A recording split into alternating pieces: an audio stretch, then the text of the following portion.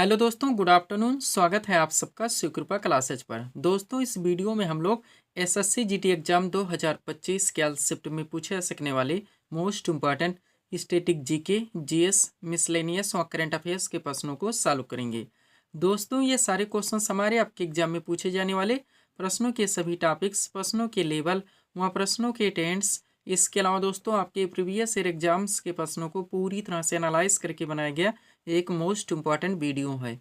तो दोस्तों, आप लोग इन्हें कॉन्सेंट्रेट होकर सॉल्व करें। क्वेश्चंस कम सॉल्व होने पर पुनः प्रश्नों का रिवीजन करें, ताकि एसएससी जीटी एग्जाम 2025 में आप लोग स्टैटिक जीके, जीएस, मिसलेनियस और करंट अफेयर्स के टॉपिक से अच्छा स्कोर कर सकें। ध्यान रखें दोस्तों, आपके एग्जाम में आपका पूरा स्टैटिक जीके यानी कि हिस्ट्री, पॉलिटी, जियोग्राफी, इकोनॉमिक्स, पूरा आपका मिसलेनियस यानी विविध वाला चैप्टर, पूरा आपका जीएस यानी कि जनरल साइंस और करंट अफेयर्स, इन सभी टॉपिक्स का अच्छा खासा वेटेज है। पूरे 20 क्वेश्चंस आपके इन सभी टॉपिक से पूछे जाएंगे। तो चलिए दोस्तों, ज़्यादा समय न लेते हुए हम लोग इन सभी मोस्ट इंपॉर्टेंट प्रश्नों को सॉल्व करना शुरू करते हैं। दोस्तों, क्वेश्चंस को स्टार्ट करेंगे हम लोग जीके के टॉपिक से। पहला क्वेश्चन है हमारा, अस्पृश्यता कांड भारतीय संविधान के किस अनुच्छेद में वर्णित है? करेक्ट आंसर होगा अनुच्छेद 17 में। जीके का पहला क्वेश्चन दोस्तों हमारा किस टॉपिक से लग गया है? फंडामेंटल राइट्स से यानी कि मूल अधिकार से, जो कि आपका सुपर टॉपिक है। आपके हर शिफ्ट में दोस्तों इस टॉपिक से क्वेश्चंस देखने को मिलेंगे। तो मूल अधिकार टॉपिक से रिलेटेड जितने भी क्वेश्चंस हैं, जितने भी फैक्ट व कंटेंट निकल सकते हैं, सब कुछ पूरी तरह से कलेक्ट करके सीट आपके सामने लगा दी गई है। अगर इस सीट को आप लोग अच्छे से प्रिपेयर करके चलते हैं तो इस टॉपिक से रिलेटेड कोई भी क्वेश्चंस आपके एग्जाम में किसी भी ट्रेंड या फॉर्मेट में पूछे जाते हैं, ना क्वेश्चन आपसे मिस होंगे और ना एग्जाम में आपको तुक्का लगाना पड़ेगा। तो चलिए दोस्तों, इस सुपर टॉपिक्स को हम लोग पूरी तरह से कंप्लीट करना शुरू करते हैं। क्वेश्चन था हमारा, अस्पृश्यता कांड भारतीय संविधान के किस अनुच्छेद में वर्णित है? करेक्ट आंसर होगा अनुच्छेद 17 में। अब चलिए दोस्तों, इस सीट को थोड़ा सा अपने सामने करते हैं। देखिएगा, इंपॉर्टेंट पॉइंट्स के जरिए इस टॉपिक को A to Z पूरी तरह से कंप्लीट किया गया है। पहला पॉइंट है हमारा, भारतीय संविधान में मूल अधिकारों का वर्णन संविधान के अनुच्छेद 12 से 35 तक है, जो कि संविधान का भाग 3 है। नेक्स्ट, प्रारंभ में मूल अधिकारों की संख्या 7 थी, लेकिन 44वें संविधान संशोधन 1978 के द्वारा संपत्ति के अधिकार को मूल अधिकार से हटाकर एक विधिक अधिकार यानी कि एक कानूनी अधिकार बना दिया गया और अनुच्छेद 300 का में जोड़ दिया गया। तब से वर्तमान में टोटल मूल अधिकारों की संख्या 6 है। पूरी तरह से आप क्लियर रहेंगे। हम आपको बताना चाहेंगे दोस्तों, हमारे एक एक कॉन्सेप्ट से, एक एक सेंटेंस से बहुत सारे क्वेश्चंस, बहुत सारे फैक्ट निकलते हैं, जो कि आपके एग्जाम में कंटिन्यू पूछे जाते हैं। यही कारण है दोस्तों कि हम अपने वीडियोस में आपको ऑप्शन से कभी नहीं बताते, क्योंकि ऑप्शन से दोस्तों ये सारी चीज़ें आपके एक साथ कभी क्लियर नहीं हो सकती, केवल टाइम टेकिंग होता है और कन्फ्यूजन क्रिएट होती है। जो भी टॉपिक्स दोस्तों हमारे द्वारा जहाँ पे उठाए जाते हैं, उनको वहीं पे हर ट्रेंड से A to Z पूरी तरह से कंप्लीट कर दिया जाता है। इसके लिए मुझे कितनी भी बुक्स से मटेरियल का कलेक्शन क्यों ना करना पड़े। अब सबसे पहले दोस्तों आप लोग उन 6 मूल अधिकारों को पूरी तरह से कलेक्ट करेंगे, जहाँ से आपके एग्जाम में डायरेक्टली क्वेश्चंस बनते हैं। तो सबसे पहले दोस्तों, समानता का अधिकार, जिसका प्रावधान भारतीय संविधान के अनुच्छेद 14 से लेकर 18 तक है। दूसरा है आपका स्वतंत्रता का अधिकार, जिसका प्रावधान भारतीय संविधान के अनुच्छेद 19 से लेकर 22 तक है। तीसरा है आपका शोषण के विरुद्ध अधिकार, जिसका प्रावधान भारतीय संविधान के अनुच्छेद 23 से लेकर 24 तक है। चौथा है आपका धार्मिक स्वतंत्रता का अधिकार, जिसका प्रावधान भारतीय संविधान के अनुच्छेद 25 से लेकर 28 तक है। पांचवा है आपका संस्कृति एवं शिक्षा संबंधी अधिकार, जिसका प्रावधान भारतीय संविधान के अनुच्छेद 29 से लेकर 30 तक है। और छठा है आपका संवैधानिक उपचारों का अधिकार, जिसका प्रावधान भारतीय संविधान के अनुच्छेद 32 में है। सब कुछ आपको पूरी तरह से क्लियर होकर चलने हैं।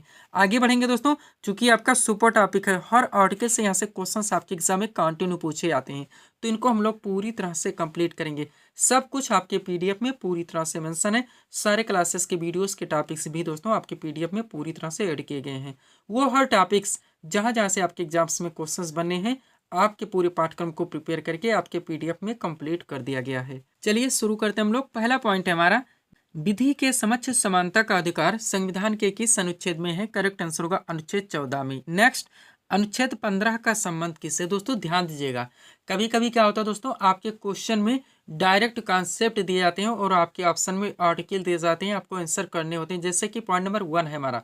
लेकिन कभी कभी दोस्तों क्वेश्चन के टेंड को चेंज कर दिया जाता है, आपके क्वेश्चन में डायरेक्ट आर्टिकल रख दिए जाते हैं और आपके ऑप्शन में कॉन्सेप्ट दिए जाते हैं, आपको आंसर करने होते हैं। तो हर टेंड से हर फैक्ट को आप लोग पूरी तरह से प्रिपेयर करके चलेंगे। चलिए शुरू करते हैं हम लोग। अनुच्छेद 15 का संबंध किससे? तो इसमें दोस्तों धर्म, मूल वंश, जात, लिंग या जन्म स्थान का प्रतिषेध किया गया है। नेक्स्ट, अनुच्छेद 16 की बात की जाए तो ये आपका हाईलाइटेड है। लोक नियोजन के विषयों में अवसर की समानता का प्रावधान किया गया है। और अनुच्छेद 17 में दोस्तों अस्पृश्यता के अंत का प्रावधान किया गया है। ये सारे फैक्ट हजार बार आपके एग्जाम में पूछे गए हैं। नेक्स्ट, अनुच्छेद 18 की बात की जाए तो इसमें उपाधियों के अंत का प्रावधान किया गया है। और अनुच्छेद 19 में दोस्तों विचार एवं अभिव्यक्ति की स्वतंत्रता का प्रावधान किया गया है। अनुच्छेद 20 की बात की जाए तो इसमें अपराधों के लिए दोषसिद्धि के संबंध में संरक्षण का प्रावधान किया गया है। और अनुच्छेद 21 में दोस्तों प्राण और दैहिक स्वतंत्रता के संरक्षण का प्रावधान किया गया है।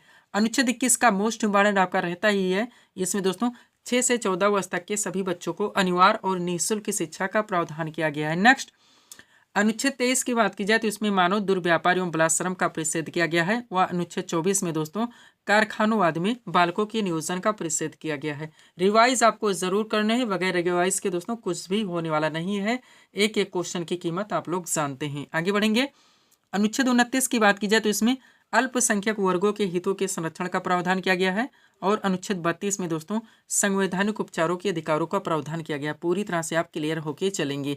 आगे बढ़ेगा दोस्तों, एक इंपॉर्टेंट नोट देखिए हमारा, ताकि टॉपिक आपका अच्छे से कंप्लीट हो सके।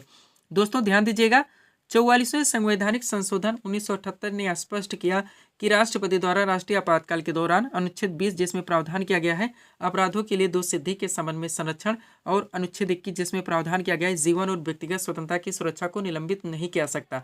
डायरेक्टली आपके एग्जाम से क्वेश्चन बनते हैं दोस्तों, वो आपके कौन कौन से अधिकार हैं या अनुच्छेद या आर्टिकल्स हैं जो कि आपातकाल के दौरान भी नष्ट नहीं होते, खत्म नहीं होते, समाप्त नहीं होते। तो अनुच्छेद 20 और 21 से ध्यान रखेंगे। लास्ट पॉइंट है टॉपिक का आपका, भारतीय संविधान में वर्णित मूल अधिकार यूएसए के संविधान से लिया गया है। इस टॉपिक को यहाँ तक आप लोग पूरी तरह से क्लियर रखेंगे।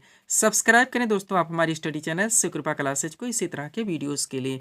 आगे बढ़ेंगे दोस्तों, थोड़ा सा पीडीएफ के बारे में बात होगी, पुनः हम लोग अगले टॉपिक्स को पूरी तरह से कंप्लीट करेंगे। देखिएगा दोस्तों, एसएससी ऑल एग्जाम्स और रेलवे ऑल एग्जाम्स का दोस्तों ये ऑल इन वन नया वर्जन पीडीएफ हमारे द्वारा पूरी तरह से कंप्लीट किया गया है। कारण ये है दोस्तों, आप लोग जानते हैं आपके एसएससी में भी और रेलवे में भी बहुत सारी आपकी वैकेंसी लग चुकी है। कई वैकेंसीज का दोस्तों आपका एग्जाम डेट भी लग चुका है और एग्जाम करवाए भी जा रहे हैं। तो हम चाहते हैं दोस्तों एसएससी और रेलवे के विभिन्न एग्जाम्स के लिए आपको अलग अलग से पीडीएफ लेने की आवश्यकता न पड़े, इसीलिए इसे डिटेल में पूरी तरह से कंप्लीट किया गया है। इसमें दोस्तों आपका साइंस का भी पूरा स्पेशल पीडीएफ आएगा, यानी कि फिजिक्स, केमिस्ट्री, बायो का पूरा आपका स्टैटिक जीके यानी हिस्ट्री, पॉलिटी, ज्योग्राफी, इकोनॉमिक्स, पूरा आपका मिसलेनियस यानी विविध का भी स्पेशल पीडीएफ आएगा और पूरा करंट अफेयर्स का भी स्पेशल पीडीएफ आएगा। इस पीडीएफ को बनाने में दोस्तों आपके एसएससी और रेलवे के विभिन्न एग्जाम्स के प्रीवियस ईयर एग्जाम्स के क्वेश्चंस को भी पूरी तरह से एनालाइज किया गया है, वो वहाँ से भी मोस्ट इम्पोर्टेंट क्वेश्चंस को कलेक्ट किया गया है। इसके अलावा दोस्तों आपके क्वेश्चंस के वेटेज को, उनके लेवल को, उनके टेंट को भी पूरी तरह से ध्यान में रखा गया है। वैकेंसीज की बात की जाए तो बहुत सारे दोस्तों आप लोग जानते हैं, एसएससी सीजीएल टियर 2 आपका है, एसएससी एमटीएस दोस्तों 2025 आ रहा है, जीडी आपकी होने जा रही, आरपीएफ कांस्टेबल है, एलपी है, टेक्नीशियन है, एनटीपीसी है, ग्रुप डी है।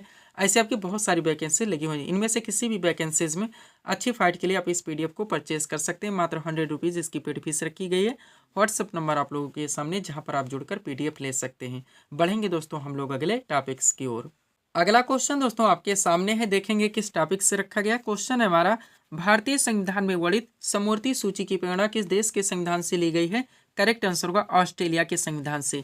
जीके का अगला क्वेश्चन दोस्तों आपका किस टॉपिक से लग गया है? भारतीय संविधान के विदेशी स्रोत से। आप लोग जानते हैं डायरेक्टली आपके एग्जाम से क्वेश्चंस बनते हैं कि मूल अधिकार किस देश के संविधान से लिया गया, मूल कर्तव्य कहाँ से लिए गए, राज्य के नीति निर्देशक तत्व कहाँ से लिए गए, समवर्ती सूची कहाँ से ली गई, संसदीय शासन प्रणाली कहाँ से ली गई, संविधान संशोधन प्रक्रिया कहाँ से ली गई, एकल नागरिकता कहाँ से ली गई।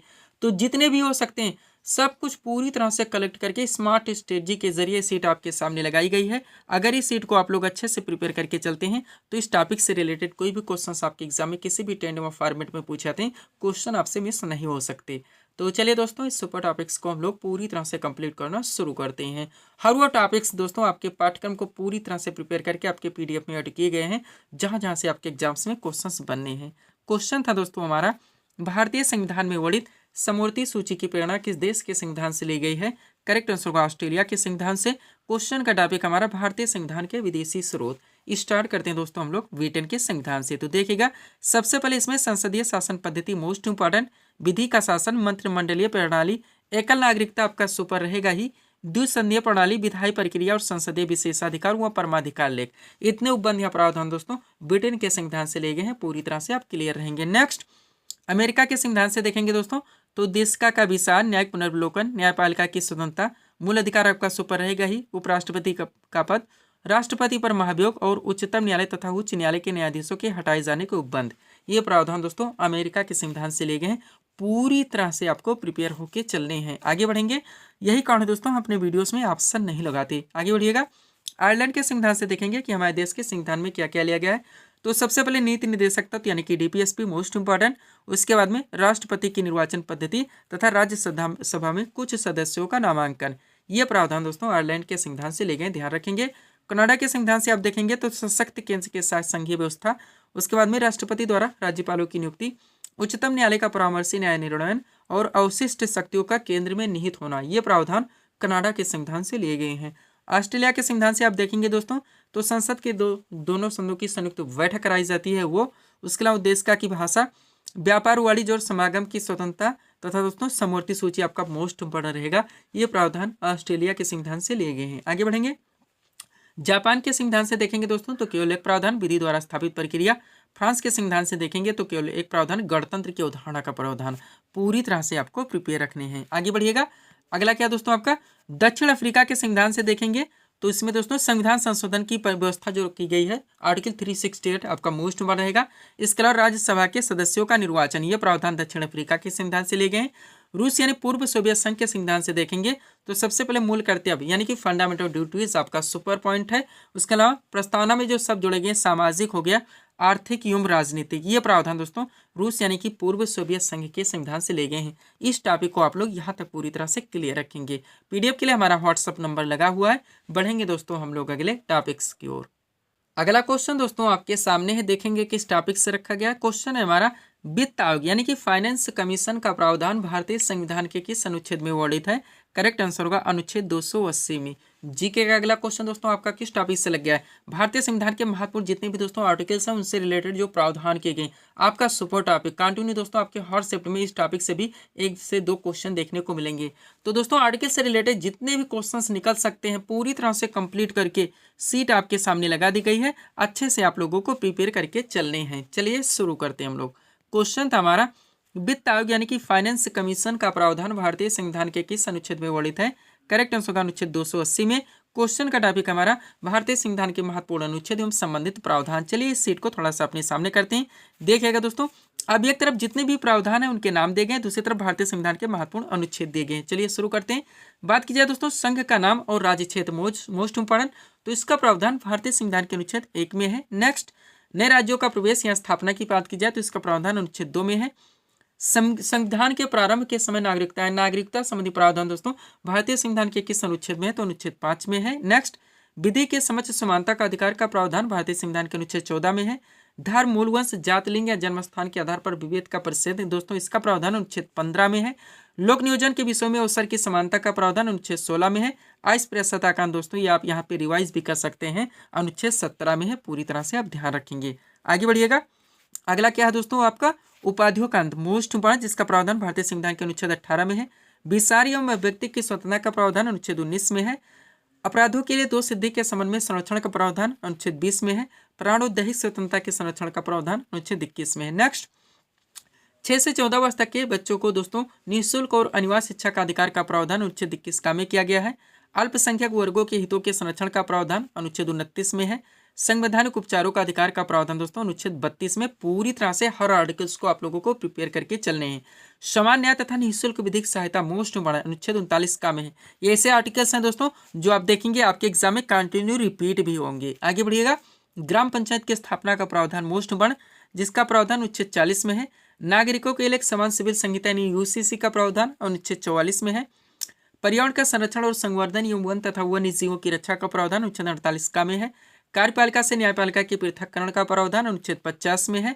अंतर्राष्ट्रीय शांति और सुरक्षा की वृद्धि का प्रावधान दोस्तों अनुच्छेद 51 में है। मूल कर्तव्य आपका दोस्तों 51 का में आता है। भारत का राष्ट्रपति अनुच्छेद 52 में आता है और राष्ट्रपति का निर्वाचन दोस्तों ये अनुच्छेद 54 में आता है। पूरी तरह से आप प्रिपेयर रहेंगे। आगे बढ़िएगा, अगला क्या दोस्तों राष्ट्रपति के निर्वाचन की पद्धति, जिसका प्रावधान अनुच्छेद 55 में है। उपराष्ट्रपति का निर्वाचन अनुच्छेद 66 में आता है। राष्ट्रपति द्वारा जो से क्षमादान की शक्ति प्राप्त है दोस्तों ये अनुच्छेद 72 में आता है। राष्ट्रपति को सहायता और सलाह देने के लिए जो मंत्रिपरिषद की व्यवस्था की गई है अनुच्छेद 74 में आता है। भारत का महान्यायाधीश यानी कि attorney general of India, Bharat का प्रथम विधि अधिकारी, इसका प्रावधान अनुच्छेद 76 में है। संसद के गठन का प्रावधान अनुच्छेद 79 में है। धन विधेयक की परिभाषा की बात की जाए 110 में आता है। वार्षिक वित्तीय विवरण जिसे हम लोग बजट के नाम से जानते हैं, इसका प्रावधान भारतीय संविधान के अनुच्छेद 112 में आता है, ध्यान रखेंगे आप लोग। आगे बढ़िएगा। अगला क्या है दोस्तों आपका, सुप्रीम कोर्ट की स्थापना का प्रावधान 124 में है। भारत का नियंत्रक एवं महालेखा परीक्षक यानी सीएजी की बात हो रही है, अनुच्छेद 148 में है। राज्यपाल की नियुक्ति दोस्तों 155 में आता है। राज्य का महाधिवक्ता यानी एडवोकेट जनरल की बात की जाए दोस्तों तो 165 में। उच्च न्यायालय के न्यायाधीश की नियुक्ति दोस्तों 217 में आता है। वित्त आयोग यानी फाइनेंस कमीशन आपका मोस्ट वन रहेगा ही, इसका प्रावधान भारतीय संविधान के अनुच्छेद 280 में है। वित्तीय आपातकाल घोषित करने का प्रावधान दोस्तों 360 में किया गया है। और संसद को संविधान में संशोधन करने की शक्ति और प्रक्रिया का प्रावधान ये भारतीय संविधान के अनुच्छेद 368 में किया गया है। इस टॉपिक को दोस्तों आप लोग यहाँ तक पूरी तरह से कंप्लीट करके चलेंगे। पीडीएफ के लिए दोस्तों ये हमारा व्हाट्सएप नंबर लगा हुआ है। बढ़ेंगे दोस्तों हम लोग अगले टॉपिक्स की ओर। अगला क्वेश्चन दोस्तों आपके सामने है, देखेंगे किस टॉपिक से रखा गया। क्वेश्चन है हमारा, दिल्ली सल्तनत का शासनकाल कब से कब तक था। करेक्ट आंसर होगा 1206 से लेकर 1526 ईस्वी तक।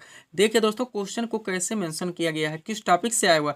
दिल्ली सल्तनत दोस्तों मिडुअल हिस्ट्री का बहुत बड़ा पार्ट, बहुत सारे क्वेश्चंस, बहुत सारे फैक्ट इस टॉपिक से निकलते हैं जो कि आपके एग्जाम में कंटिन्यू पूछे जाते हैं। पूरी तरह से कंप्लीट करके परफेक्ट सीट आपके सामने लगा दी गई है। अच्छे से आप लोगों को प्रिपेयर करके चलने हैं। चलिए शुरू करते हैं हम लोग। क्वेश्चन था हमारा, दिल्ली सल्तनत का शासनकाल कब से कब तक था। करेक्ट आंसर होगा 1206 से लेकर 1526 ईस्वी तक। अब चलिए दोस्तों इस सीट को थोड़ा सा अपने सामने करते हैं। देखिएगा इंपॉर्टेंट नोट के जरिए इस टॉपिक को A to Z पूरी तरह से कंप्लीट किया गया है। पहला पॉइंट है हमारा, भारत पर पहला सफल मुस्लिम आक्रमण मोहम्मद बिन कासिम ने 712 ईस्वी में किया था। उसने सिंध एवं मुल्तान को जीत लिया था। नेक्स्ट, महमूद गजनबी ने 1001 से 1027 ईस्वी के बीच भारत पर 17 आक्रमण किए। इनमें 1025 ईस्वी में सोमनाथ के शिव मंदिर पर किया गया आक्रमण सबसे प्रसिद्ध था। और मोहम्मद गोरी को भारत में तुर्क सत्ता का संस्थापक माना जाता है। पूरी तरह से आप प्रिपेयर रहेंगे। ये यहाँ तक आपकी बेसिक चीजें थी। अब यहाँ से देखता हूँ दिल्ली सल्तनत आपका स्टार्ट होता है। देखिएगा पहला पॉइंट हमारा, दिल्ली सल्तनत के सिंहासन पर कुल 5 राजवंशों ने शासन किया था। इन राजवंशों का शासनकाल क्रम से इस प्रकार है, जरूर ध्यान रखेंगे। सबसे पहले दोस्तों दिल्ली सल्तनत पे गुलाम वंश आए जिन्होंने शासन किया 1206 से लेकर 1290 ईस्वी तक। उसके बाद में इस पर खिलजी वंश आए जिन्होंने शासन किया 1290 से लेकर 1320 ईस्वी तक। तीसरा दोस्तों आपका तुगलक वंश है जिन्होंने शासन किया 1320 से लेकर 1414 तक। उसके बाद में सैयद वंश है जिन्होंने शासन किया 1414 से लेकर 1451 तक। फिर दोस्तों इस पर लोधी वंश है जिन्होंने शासन किया 1451 से लेकर 1526 ईस्वी तक। जितने भी टेंट से दोस्तों हम क्वेश्चंस को प्रिपेयर करवा रहे हैं, पूरी तरह से आपको प्रिपेयर करके चलने हैं। आगे बढ़िएगा दोस्तों।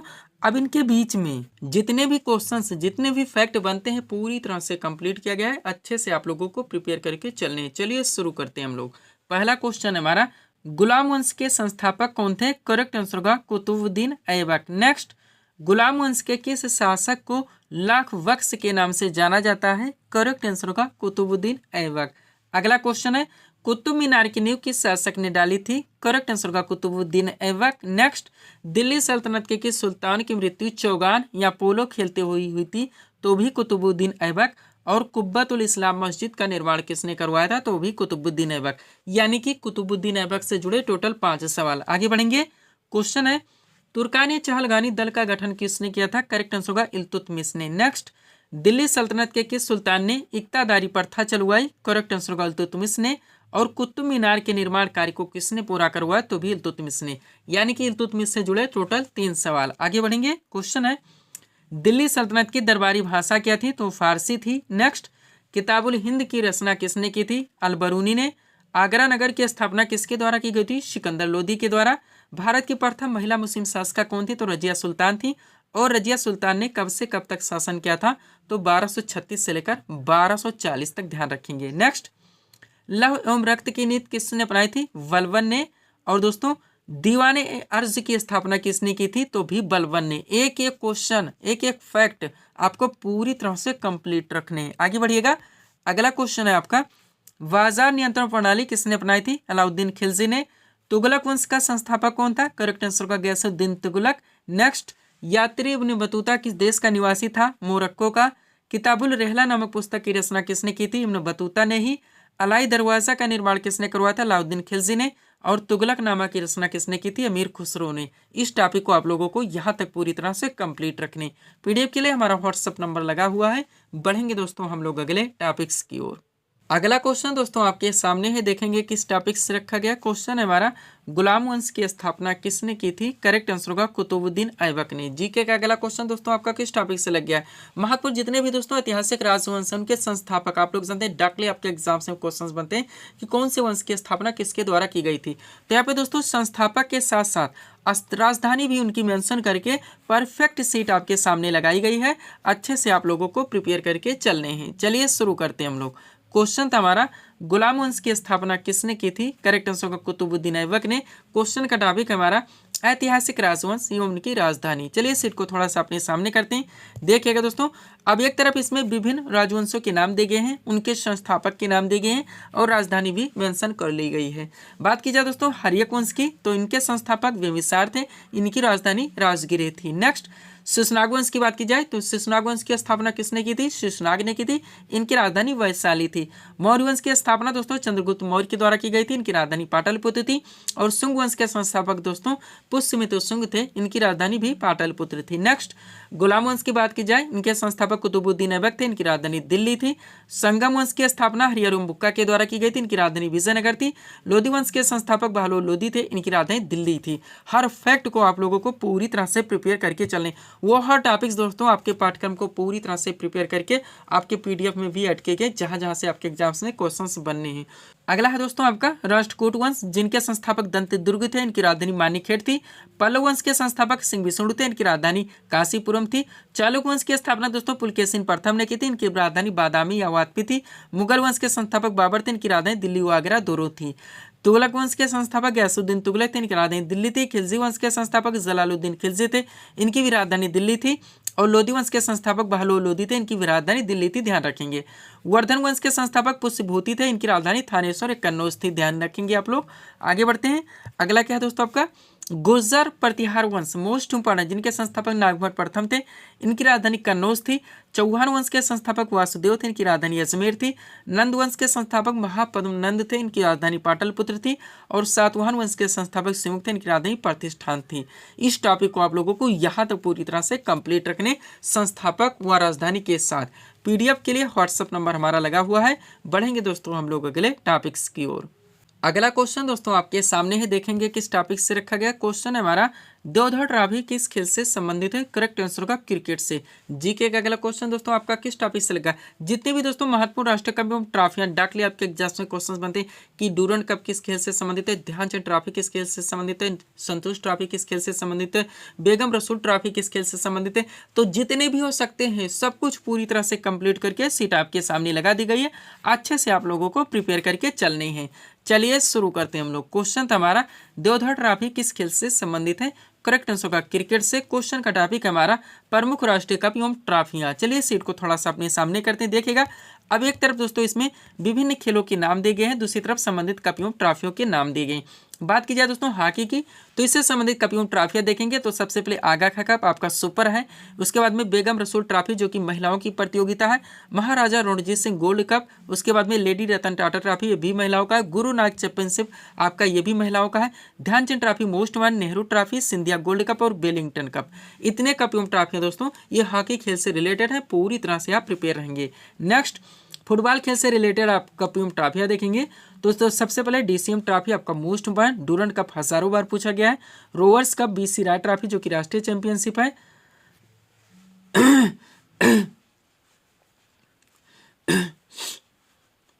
संतोष ट्रॉफी मोस्ट इंपॉर्टेंट, ये भी राष्ट्रीय चैंपियनशिप है। सुब्रतो मुखर्जी कप और सर आशुतोष मुखर्जी ट्रॉफी, ये कप एवं ट्रॉफी दोस्तों फुटबॉल से रिलेटेड है, ध्यान रखेंगे। क्रिकेट से संबंधित देखेंगे तो रणजी ट्रॉफी आपका हजारों बार पूछा गया, मोस्ट इंपॉर्टेंट, ये भी राष्ट्रीय चैंपियनशिप है। इसके बाद में Irani trophy, CK Naidu trophy, Rani Jhansi trophy, Deodhar trophy most important और जीडी बिरला ट्रॉफी, पूरी तरह से आपको ध्यान रखने हैं। आगे बढ़ेंगे दोस्तों। खेल जगह से बहुत सारी सीटें दोस्तों आपके पीडीएफ में ऐड की गई हैं। अगला है आपका टेबल टेनिस से खेल से रिलेटेड देखेंगे तो बारना बेले कप जो कि पुरुषों का प्रतियोगिता है। जल लक्ष्मी कप ये महिलाओं का है। राजकुमारी चैलेंज कप जूनियर महिला का है। और रामानुज ट्रॉफी दोस्तों ये जूनियर पुरुष का है। ये कप एवं ट्रॉफी दोस्तों टेबल टेनिस से रिलेटेड है। बैडमिंटन से संबंधित देखेंगे तो आपका Narang cup, Chadha cup, Amrit Diwan cup, basketball से दोस्तों Nehru cup, federation cup, polo से संबंधित देखेंगे Ezra cup, Prithvipal Singh cup, Radha Mohan cup, और दोस्तों गोल्फ से रिलेटेड देखेंगे Walker cup, circuit cup, Ryder cup. इतना आप लोगों को यहाँ से ध्यान रखना है कि क्वेश्चन की कीमत आप लोग जानते हैं। पीडीएफ के लिए हमारा व्हाट्सअप नंबर लगा हुआ है। बढ़ेंगे दोस्तों हम लोग अगले टॉपिक्स की ओर। जीके का अगला क्वेश्चन दोस्तों आपके सामने है, देखेंगे किस टॉपिक से रखा गया है। क्वेश्चन है हमारा, हरिप्रसाद चौरसिया का संबंध किस वाद्य यंत्र से है? करेक्ट आंसर होगा बांसुरी से। जीके का अगला क्वेश्चन दोस्तों आपका किस टॉपिक से लगा? महत्वपूर्ण वादक एवं उनके वाद्य यंत्र। आपके एग्जाम के हर शिफ्ट में दोस्तों यहाँ से क्वेश्चन देखने को मिलेंगे। कंप्लीट सीट आपके सामने लगी हुई है, जब चाहे 1 मिनट में इसको आप लोग रिवाइज कर सकते हैं। सब कुछ आपके पीडीएफ में पूरी तरह से मेंशन है। सारे क्लासेस के वीडियोस के टॉपिक्स भी दोस्तों आपके पीडीएफ में पूरी तरह से ऐड किए गए हैं। चलिए शुरू करते हैं हम लोग। क्वेश्चन था हमारा, हरिप्रसाद चौरसिया का संबंध किस वाद्य यंत्र से है? करेक्ट आंसर होगा बांसुरी से। क्वेश्चन का टॉपिक हमारा महत्वपूर्ण वादक एवं उनके वाद्य यंत्र। चलिए सीट को थोड़ा सा अपने सामने करते देखिएगा दोस्तों। इंपॉर्टेंट पॉइंट्स के जरिए इस टॉपिक को A to Z पूरी तरह से कंप्लीट किया गया है। पहला पॉइंट है आपका, जाकिर हुसैन, अल्लाह रखा खां, गुदई महाराज, सफात खान और लतीफ खां। 5 नाम ध्यान रखेंगे, पांचों मोस्ट इंपॉर्टेंट हैं, ये तबला वादक हैं। नेक्स्ट, पंडित रविशंकर, बिलायत खान, निखिल बनर्जी, बंदे हसन और शाहिद परवेज। 5 नाम यहाँ पर भी ध्यान रखेंगे, पांचों मोस्ट इंपॉर्टेंट है, ये सितार वादक हैं। अब आगे 4 नाम ध्यान रखने हैं। सबसे पहले हरिप्रसाद चौरसिया, पन्नालाल घोष, रोनू मजूमदार और राजेंद्र कुलकर्णी। 4 नाम मोस्ट इंपॉर्टेंट जो कि बांसुरी वादक हैं, और 4 ही नाम अमजद अली खां, अलाउद्दीन खां, अली अकबर खां और हाफिज खां जो कि सरोद वादक है, ध्यान रखेंगे। अब 2 नाम, सबसे पहले उस्ताद बिस्मिल्लाह खान और दयाशंकर जगन्नाथ जो कि शहनाई वादक हैं। 2 ही नाम, गोविंद स्वामी पिल्लई और एल सुब्रमण्यम जो कि वायलिन से हैं। अब एक नाम ध्यान रखने। सबसे पहले उस्ताद रहमान खान जो कि पखावत से। 1 ही नाम टीबी गोपालकृष्ण मृदंग से। 1 ही नाम नीरू स्वामी पिल्लई नादस्वरम से। 1 ही नाम शिव कुमार शर्मा जो कि संतूर वादक हैं। 1 ही नाम असद अली खां जो कि रुद्र बीणा से। 1 ही नाम यू श्रीनिवासन जो कि मैंडोलिन से। और 1 ही नाम अन्नपूर्णा देवी जो कि सुरबहार से हैं। पूरी तरह से आप कंप्लीट रहेंगे। यही कारण है दोस्तों अपने वीडियोस में ऑप्शन नहीं लगाते। पीडीएफ के लिए हमारा व्हाट्सअप नंबर लगा हुआ है। बढ़ेंगे दोस्तों हम लोग अगले टॉपिक्स की ओर। अगला क्वेश्चन दोस्तों आपके सामने है, देखेंगे किस टॉपिक से रखा गया। क्वेश्चन है हमारा, भारतीय रिजर्व बैंक यानी कि आरबीआई के 26वें गवर्नर कौन बने हैं? करेक्ट आंसर होगा संजय मल्होत्रा। अगला क्वेश्चन दोस्तों हमारा किस टॉपिक से लग गया है? रिसेंटली करंट अफेयर्स से हमारा क्वेश्चन आया हुआ है। और दोस्तों रिसेंटली करंट अफेयर्स के मोस्ट ऑफ क्वेश्चंस को कलेक्ट करके एक सीट आपके सामने लगाई गई है। एक क्वेश्चन आपके एग्जाम के लिए पूरी तरह से सुपर हो सकते हैं। हर क्वेश्चन को आप लोगों को अच्छे से प्रिपेयर करके चलने हैं। चलिए शुरू करते हैं हम लोग। क्वेश्चन था हमारा, भारतीय रिजर्व बैंक यानी कि आरबीआई के 26वें गवर्नर कौन बने हैं? करेक्ट आंसर होगा संजय मल्होत्रा। चलिए दोस्तों इस सीट को थोड़ा सा अपने सामने करते देखिएगा। मोस्ट करंट अफेयर्स के क्वेश्चंस का कलेक्शन है हमारा, अच्छे से आप लोगों को सॉल्व करने हैं। पहला क्वेश्चन है हमारा, भारत के नए नियंत्रक एवं महालेखा परीक्षक यानी कि सीएजी कौन बने हैं? तो के संजय मूर्ति हैं। नेक्स्ट, 73वीं मिस यूनिवर्स है, जरूर ध्यान रखेंगे का खिताब किसने जीता है? तो विक्टोरिया केजर थेलविग ने जीता जो कि डेनमार्क से आती हैं। नेक्स्ट, कौन सा देश 2025 में 20वें G20 शिखर सम्मेलन की अध्यक्षता करेगा? तो दक्षिण अफ्रीका है दोस्तों। और संयुक्त राज्य अमेरिका यानी कि यूएसए के 47वें राष्ट्रपति कौन बने? डोनाल्ड ट्रंप है। नेक्स्ट, नवंबर 2024 में भारत के 51वें मुख्य न्यायाधीश कौन बने? तो न्यायमूर्ति संजीव खन्ना है। और भारत का 56वां टाइगर रिजर्व कौन सा बना है?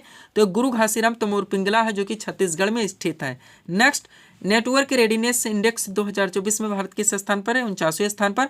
और डेविस कप 2024 का खिताब किस देश की टीम ने जीता है? तो इटली ने जीता है, ध्यान रखेंगे। नेक्स्ट, रतन टाटा ए लाइफ मोस्ट क्वेश्चन रहेगा आपके एग्जाम के लिए। नामक पुस्तक के लेखक कौन है? थॉमस मैथ्यू है। नेक्स्ट, रोहिणी नैयर पुरस्कार 2024 से किसे सम्मानित किया गया है? अनिल प्रधान को। लगातार 4थी बार फार्मूला 1 का खिताब किसने जीता? मैक्स वर्स्टेपेन ने। और ब्राजील ग्रैंड प्रिक्स 2024 किसने जीता? तो भी मैक्स वर्स्टेपेन ने। और ये नीदरलैंड से आते हैं, ये भी आप लोग ध्यान रखेंगे। आगे बढ़िएगा। करंट अफेयर्स का अगला क्वेश्चन है आपका, राष्ट्रीय दुग्ध दिवस 2024 हाल ही में कब मनाया गया? 26 नवंबर को। अंतर्राष्ट्रीय सौर गठबंधन यानी आईएसए का 104वां पूर्ण सदस्य कौन सा देश बना है? आर्मेनिया है। संयुक्त राष्ट्र का ग्लोबल ब्रांड एम्बेसडर किसे चुना गया है? तो पंजाबी रैपर है, नाम है इनका शुभ।